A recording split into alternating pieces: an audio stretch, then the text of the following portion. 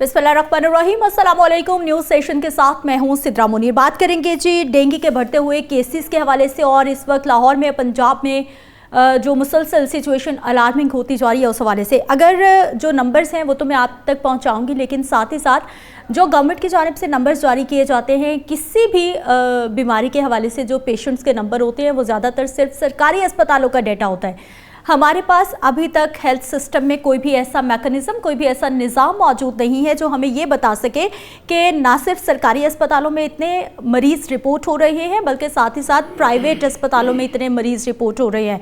और इन नंबर्स का हमें अंदाज़ा या फिर सिचुएशन ख़राब होती जा रही है इसका अंदाज़ा हमें होता है जी डॉक्टर से बात करने के बाद, या फिर प्राइवेट अस्पताल में कभी आपका जाना हो, क्योंकि लाहौर में, पंजाब में एक बहुत बड़ा तबका ऐसा भी है जो कि प्राइवेट अस्पतालों की तरफ रुख करता है, सरकारी अस्पताल में नहीं जाते। इस वक्त जो शहर की बात करें अगर, तो हम 626 कन्फर्म मरीज़ है जो कि डेंगू के रिपोर्ट हो चुके हैं, जो कि मुख्तलिफ अस्पतालों में ज़ेरे इलाज है। पंजाब की हम बात करें तो 3470 मरीज़ हैं डेंगू के। और आपको पता है अब तो डेंगू इतना हो चुका है कि एक मच्छर के काटने से डेंगू होता है, ख़ास किस्म के मच्छर के काटने से। उसके बाद जो बुखार है वो नहीं टूटता है। मैं कोई हेल्थ प्रोफेशनल नहीं हूँ, लेकिन प्रोग्राम्स कर करके जितनी मेरे पास इन्फॉर्मेशन है वो आप तक पहुंचाएंगे, लेकिन साथ ही साथ एक्सपर्ट्स हमारे साथ मौजूद होंगे, क्योंकि ये एक आगाही प्रोग्राम भी होगा कि डेंगू की सिम्टम्स क्या होंगे, अलामात क्या होंगी, बुखार कितना होगा, आपको डॉक्टर के पास कब जाना है, आपने सेल्फ मेडिकेशन नहीं करनी,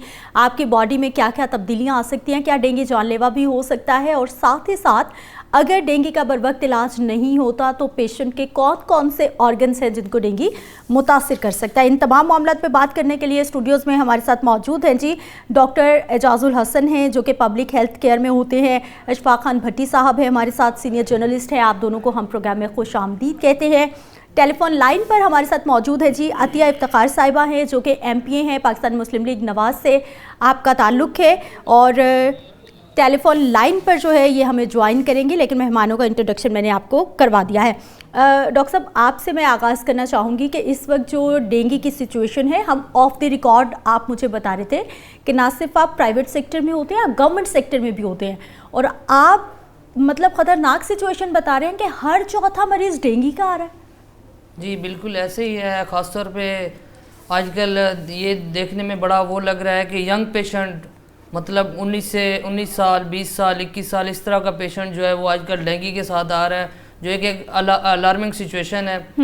तो अब बेहतर ये है कि इस वक्त इस पे इसकी जो मतलब है कि इसकी रेमेडीज़ होती हैं उन पे कंट्रोल किया जाए, इसकी जो इससे बचाव के लिए जो हमारे तदाबीर होती है उन पे अमल कर दिया जाए। अगर हम अमल नहीं करेंगे तो साफ ज़ाहिर इसने फैलना ही फैलना है, जो कि इस हद तक चला जाएगा जिस तरह हमारे पास कोरोना आया था, उस पर हम कंट्रोल मतलब एक बहुत नुकसान उठा के फिर हमने जाके इस पे कंट्रोल किया था। तो अच्छा यही है कि एक तो इसके जो औकात हैं जिसमें डेंगू ज़्यादा फैलता है उन औकात में बाहर नहीं निकलना चाहिए। अर्ली इन द मॉर्निंग हमें बाहर नहीं निकलना चाहिए ज़्यादा। अगर हम निकलते भी हैं तो हमें कोई ना कोई इस तरह की मतलब है कि फुल स्लीव्स वाली शर्ट्स पहननी चाहिए, पैंट्स फुल ठीक। अच्छा डॉक्टर साहब, बिल्कुल हम ये सारी चीज़ों पे वन बाय वन बात करेंगे, लेकिन मुझे आगाज़ में बताइए, आपने कहा कि यंग पेशेंट बहुत ज़्यादा है, आपने 18 से 20 साल का जिक्र किया है जो कि हमारे टीनेजर्स हैं, जो कि हमारे यंगस्टर्स हैं। आपको समझ क्या आती है कि इस एज ग्रुप में डेंगू का ज़्यादा होना रीज़न क्या हो सकती है? इस एज में ग्रुप में डेंगू का ये असल में क्योंकि हम एहतियात तो करते नहीं है, तो हम ना ही हम मॉस्किटो नेट्स यूज़ करते हैं, हम मॉस्किटो रिपेलेंट्स भी यूज़ नहीं करते, ना हम डेंगू। फिर दूसरी जो बात है मेन, हमारे घरों में पानी, अब जब जो डेंगू है वो हमेशा साफ़ पानी में फैलता है, वो कभी भी इस तरह के गंदे पानी में नहीं फैलता। हम घरों में पानी रख देते हैं, टब में, बाल्टी में, किसी चीज़ में पानी रख देते हैं, तो हम एहतियात करते नहीं है। वो एक डेंगू की मतलब फीडिंग के लिए बहुत अच्छी जगह है जो क्लीन वाटर है, तो उसमें वो फैलता है। हम वो फिर वो एक को हुआ और दूसरे उससे मॉस्किटो दूसरे को काटा, तो उससे घर में एक ही। अब कल मैं उधर ड्यूटी कर रहा हूँ, तो कल उधर एक ही घर के सास भी आई हुई थी और उसकी बहू भी आई हुई थी। तो वो बहू उसकी होगी कोई मैक्सिमम 22 इयर्स की, सास थी कोई 45 इयर्स की। यानी एक घर के फैमिली के ज्यादा लोग रिपीट हो रहे हैं आपके पास आने के लिए। बिल्कुल ऐसे ही है मैडम। अशफाक भट्टी साहब, डेंगू हम हर रोज़ सुनते हैं गवर्नमेंट की जानिब से एहतियात करने का भी बताया जाता है, कुछ कैंपेन्स भी चला दी जाती हैं, कुछ स्प्रे वगैरह भी गवर्नमेंट करवाती रहती है। उसके बावजूद हर साल अस्पतालों पे डेंगू की वजह से बहुत ज़्यादा लोड होता है कि हम उसके मच्छर को नहीं मार पाते, और पेशेंट को जब वो मच्छर काटता है तो वो अस्पतालों पे एक तरह का लोड बढ़ जाता है। क्या रीज़न है? मैडम ऐसा है कि जो डेंगू का पहला पेशेंट है 1994 में कराची में, ये पहला सिंध में ये एक रिपोर्ट हुआ था। उसके बाद जो है 2005 में हुआ, 2006-07 में हुआ, और 2011 जो है सबसे ख़तरनाक साल था जिसमें 44,000 जो पेशेंट हैं वो रिपोर्ट हुए। उस वक़्त वज़ीर पंजाब मियाँ जो शहबाज शरीफ थे, उन्होंने क्या किया कि डेंगू के लिए जो टीमें थी वो मुतहर्रक की, और उसके बाद फिर ये जो सर्विलेंस जो थे डेंगू के वो लोग सारे स्टार्ट हुए पूरे पंजाब में, जितने भी ज़िला हैं सब में, और यूसी लेवल पे, और उसके बाद ज़िला नाज़म जो जो जो जहाँ जहाँ थे उनको कहा गया कि आप इसको देखेंगे। उसके बाद फिर ये हुआ कुछ कंट्रोल हुआ, लेकिन उसके बाद दोबारा 2017 में 16 में फिर दोबारा उठाया गया। अच्छा, 2019 जो है वो भी बड़ा खतरनाक साल था इसका, 11 के बाद जो आया, उसमें तकरीबन कोई 9,000 पेशेंट थे जो पाकिस्तान में डेंगू के रिपोर्ट हुए। अब ये वो रिपोर्ट्स हैं, जैसे आपने पहले फरमाया है कि जो इस वक्त जो हम हॉस्पिटल्स की जो बात करते हैं, सरकारी जो शुमार हैं, तो इसके अलावा प्राइवेट हॉस्पिटल्स हैं या प्राइवेट क्लिनिक्स हैं जो पेरिफेरी में बैठे हुए लोग पूरे पंजाब में, उनके रिपोर्ट्स, उनके फिगर्स नहीं हैं ये। डॉक्टर साहब, प्राइवेट हॉस्पिटल, क्या हमारे पास कोई ऐसा मैकेनिज्म है कि हम उनके नंबर्स भी काउंट कर सकें? मैं तो लाहौर की बात कर रही हूँ, लाहौर से हम बाहर निकल जाएं, आसपास के जो मज़ाफ़ाती इलाके हैं या फिर देहात हैं या फिर पंजाब के जनूबी पंजाब चले जाए, दूध, उनकी तो सर मैं बात ही नहीं कर रही, मैं तो बात कर रही हूँ पाकिस्तान के दूसरे बड़े शहर लाहौर की। क्या हमारे पास सर कोई ऐसा मैकेनिज्म है डॉक्टर साहब? जी बिल्कुल है। अब जिस तरह आजकल हर महकमा बहुत एक्टिव हुआ है, तो इस तरह मतलब है कि जो डिजीज़ कंट्रोल पे वो होने, हर महकमे के पास जितने भी केस होते हैं ये हमारे पास गवर्नमेंट में रिकॉर्ड होते हैं। हमारे पास डेंगू है, हमारे पास इवन के कोरोना के भी सरकारी जितने पेशेंट हैं, अगर हम ये चीज़ सरकारी में देख सकते हैं तो साफ ज़रा यही महकमा जाके प्राइवेट में भी कह सकते हैं कि अगर आपके पास इस तरह का कोई डेंगू का या किसी चीज़ का भी वो पेशेंट आए तो आप हमारे पास उसकी इंदराज करें, इनलिस्ट कराएं हमारे पास, तो हो सकता है। क्या सर इसका कोई ऑनलाइन कोई डैशबोर्ड है, कोई ऑनलाइन सिस्टम है, या फिर आपको मंथली चेक किया जाता है 50, क्या मैकेनिज्म क्या है? जी गवर्नमेंट आती है, गवर्नमेंट वाले आते हैं, तो जो अफसरान आते हैं, जी अफसरान आते हैं उनके, तो हमारे पास जितने भी अब हम क्योंकि सरकारी और वो मैनुअल चेक करते हैं आके। जी बिल्कुल, वो मैनुअल चेक करते हैं, वो देखते हैं कि जो डिजीज मतलब कंट्रोल नहीं हो रही, कंट्रोल से बाहर, जैसे आजकल डेंगू है तो हमारे पास डेंगू का जितना भी पेशेंट आएगा उसका हमारे पास इंदराज होगा। ठीक इस तरह की जो भी फैलने वाली बीमारी होती है उसके हमारे पास इंदराज होते हैं और वो उसी पे फोकस करते हैं।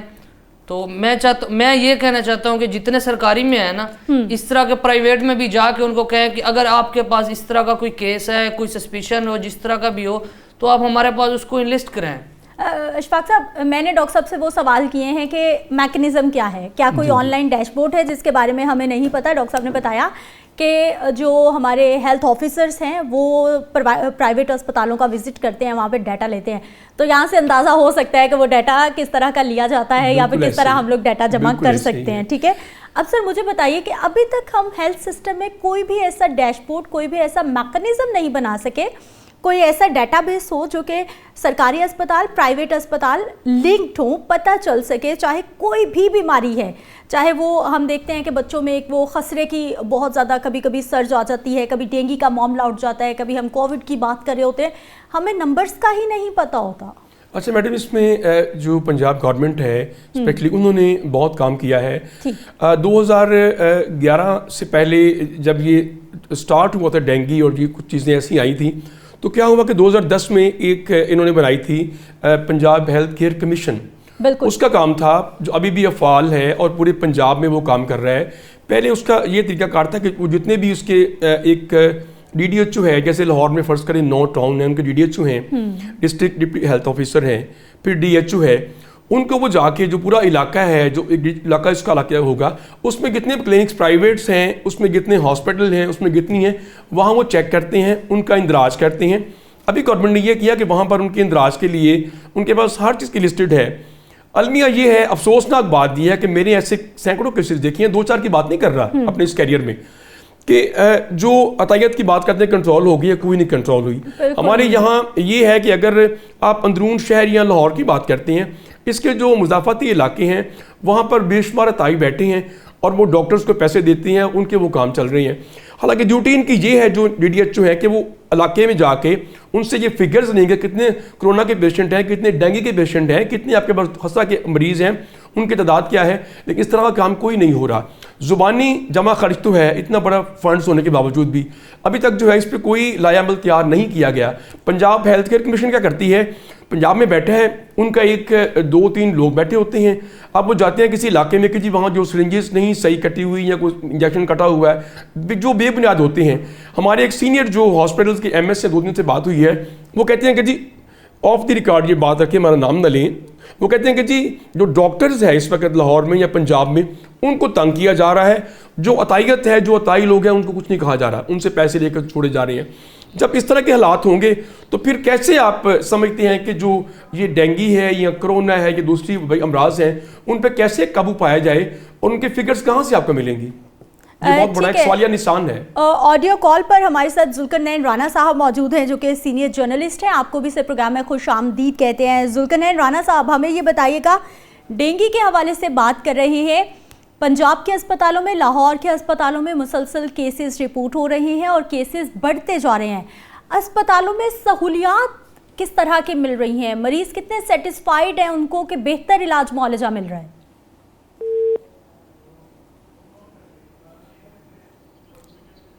जुल्करनैन राना से राब्ता मुनक़ता हो गया है, उनसे दोबारा राब्ता बहाल करते हैं। तब तक डॉक्टर साहब आपसे बात करना चाहूँगी कि ये जो अशफाक खान भट्टी साहब बता रहे हैं कि अतायत ये मरीज़ को कितना ख़राब कर देती है, चाहे वो अतायत है या फिर हमारे गली मोहल्लों में हर कोने पे कोई ना कोई डॉक्टर हमें मिल जाता है। हो सकता है कि वो डिग्री वाला भी डॉक्टर हो, लेकिन टेस्ट करवाने का रिवाज नहीं है। पहले तो 2-3 बार वैसे ही मेडिकेशन की जाती है, उसके बाद टेस्ट पे जाया जाता है।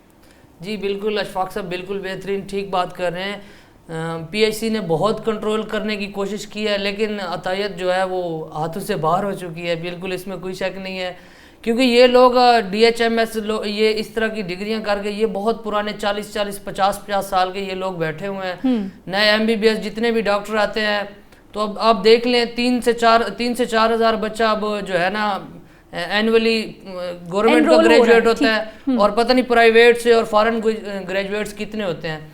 इनको फिर जगह मिलती नहीं है। ये फिर अताइयों, अब तो PHC ने थोड़ी एक सख्ती की है, ये लोग डॉक्टर को हायर कर लेते हैं, बिठा लेते हैं, चलो इस ओड़ में ये काम कर लेते हैं, वरना ये अभी भी खुद ही क्वैकरी करते हैं इस तरह की। तो वही सुरंजें, इस तरह के मामला, फिर उधर डॉक्टर भी जाके बेचारा बैठा होता है, क्योंकि उसने मंथली उनसे लेना होता है। उधर बैठा है, वो काम अपना कर रहे हैं, भाई एक ही सुरंज से उसको भी लगा दिया, उसको भी लगा दिया, कोई इशू नहीं। क्योंकि डॉक्टर बात करेगा तो वो कहेगा भाई हम आपको पैसे दे रहे हैं, आप नहीं बोल सकते। डॉक्टर भी खुश है, वो उनका सिस्टम चला हुआ है, 50-50 साल से है, लोगों का एतमाद भी उन पर बना हुआ है।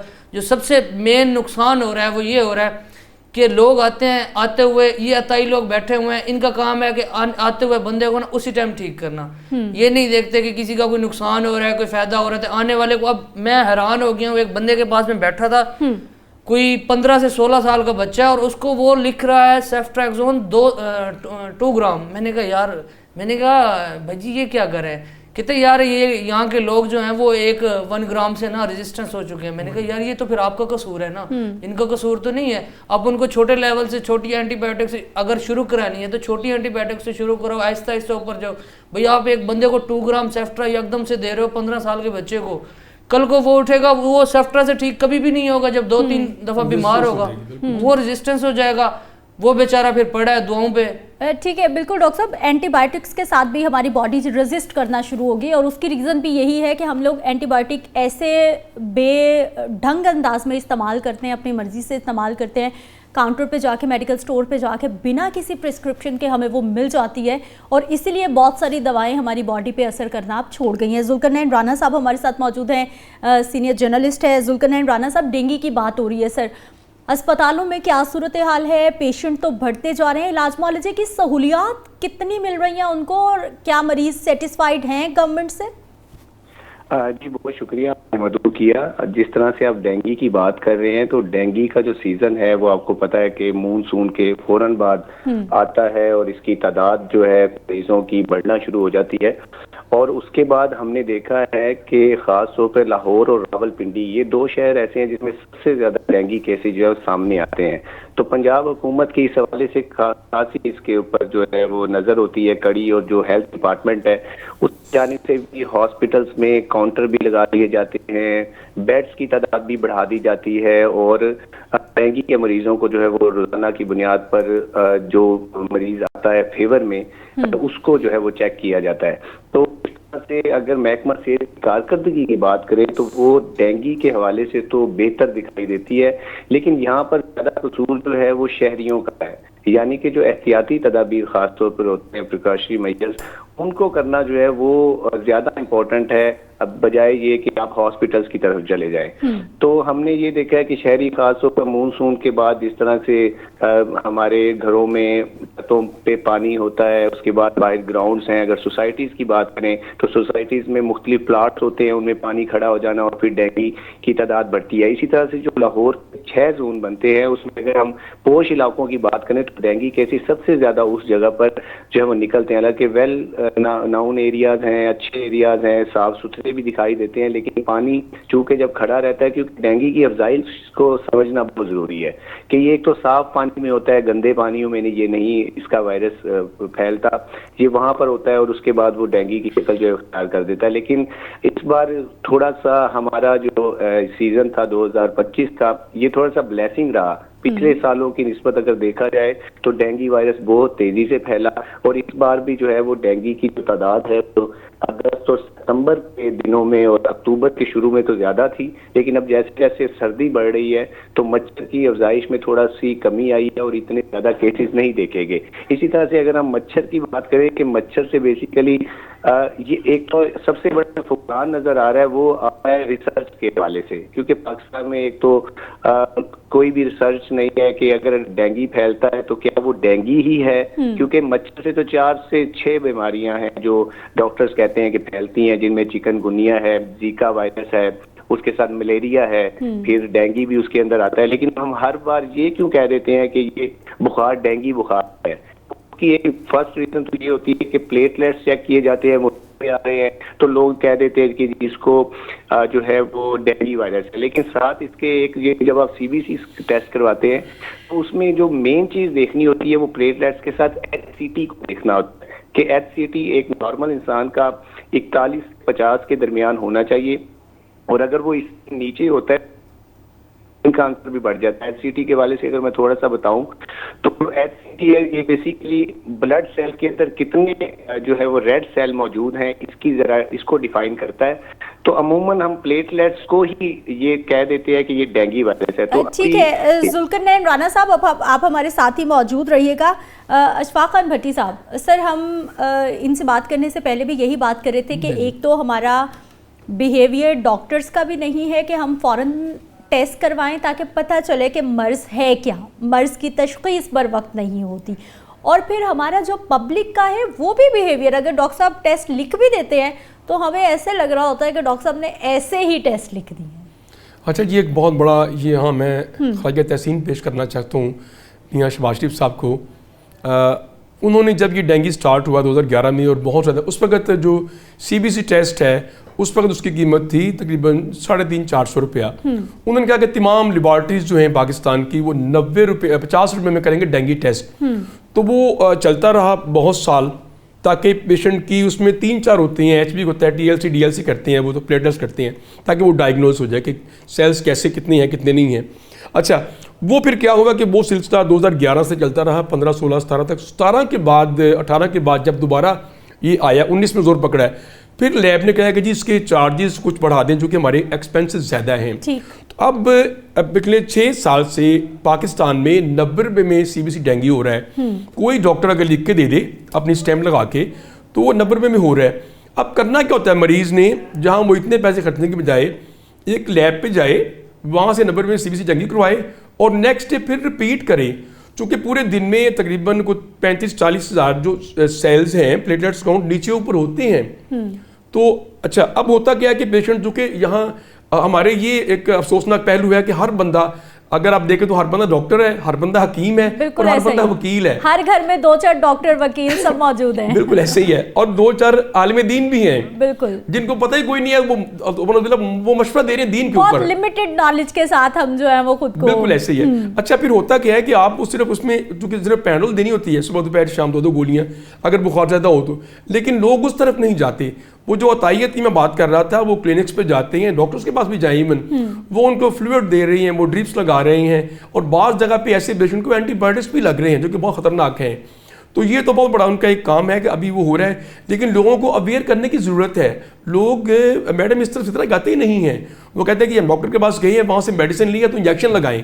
डॉक्टर साहब इस बात को तयद करेंगे, इनके पास ऐसे बहुत पेशेंट आते होंगे कि नहीं जी इंजेक्शन दे तो ठीक होगा बुखार, अगर वो डेंगू है। इंजेक्शन हमेशा मना किया जाता है कि आप मेडिकेशन की तरफ आएँ, और जब कोई इलाज ना रहे तो फिर मतलब मुश्किल हालात में इंजेक्शन की तरफ जाएं, लेकिन हमारे यहाँ पहला हल ही ये होता है इंजेक्शन लगा दे। डॉक्टर साहब, ये जो डेंगू की हम बात करें, एक तो हमें इसके सिम्टम्स बताइए कि इसके सिम्टम्स क्या हैं, और दूसरा मुझे ये भी बताइए कि जो आपके पास, क्योंकि आप प्राइवेट सेक्टर से भी हैं और आप गवर्नमेंट सेक्टर से भी हैं, आपके पास जो पेशेंट आ रहा है आज के दिन में, वो ख़राब हालत में आ रहा है या फिर अभी वो स्टेबल होता है, अभी वो डेंगू की फर्स्ट स्टेज पे होता है, अभी उसको बुखार हुआ ही होता है तो वो फ़ौरन से पहले अस्पताल का रुख कर लेता है? जी बिल्कुल, आजकल ज़्यादा जो आ रहे हैं ना, वो एक तो हेडेक के साथ आ रहे हैं, फीवर, हेडेक, और आंखों के जो ना रेट्रो, मतलब है कि आंखों की पिछली तरफ ना पेन होता है, शदीद वाला पेन होता है।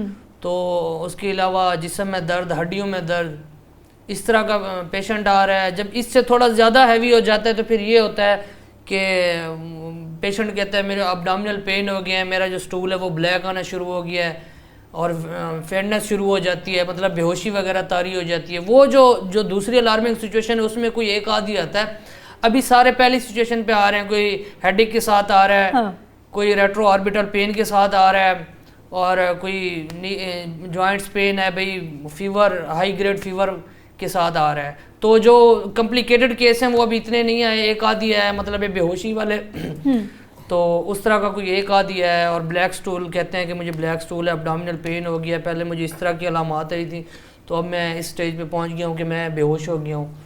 तो इस तरह का कोई एक आधी पेशेंट आता है, वरना। और डॉक्टर साहब, कितने दिन में इलाज हो जाता है, कितने दिन में इंसान दोबारा अपनी नॉर्मल लाइफ में जा सकता है आफ्टर डेंगू? हाँ, ये बिल्कुल अच्छा क्वेश्चन है। ये है कि हमने 6 आवर्ली एक पैराडाल खानी है, तो ये बेसिकली हमारी इम्यूनिटी पे भी होता है। जितने जल्दी हमारा इम्यून सिस्टम जितना अच्छा है तो हम उतने जल्दी ज़्यादा रिकवर कर जाते हैं। और कोई भी एंटीबायोटिक कुछ भी इसमें यूज़ नहीं होता, ठीक है। बिल्कुल अशफाक भट्टी साहब बिल्कुल बेहतरीन कह रही हैं, बुखार को कंट्रोल करने की मेडिसिन खानी है, इसके अलावा कुछ नहीं। बिल्कुल, हमने पैनाडॉल खानी है, ओरेस्पिन है, और हमारी जो फूड है जैसे वो हो गया लेमन जूस हो गया, कैरेट जूस हो गया, इस तरह की हमने चीजें खुद के साथ बढ़ानी। अपने आप को हाइड्रेट रखना है, हाइड्रेट रखना है, बिल्कुल हमने बिल्कुल खुद को हाइड्रेट रखना है, हमने अपने न्यूट्रिशन को बेहतर करना है, सेब खाने हैं, इस तरह की हमने वो करनी है। बाकी टैबलेट सिर्फ पैनाडॉल एवरी 6 आवर्स लेंगे और 24 घंटे के बाद आप दोबारा डेंगू प्लेटलेट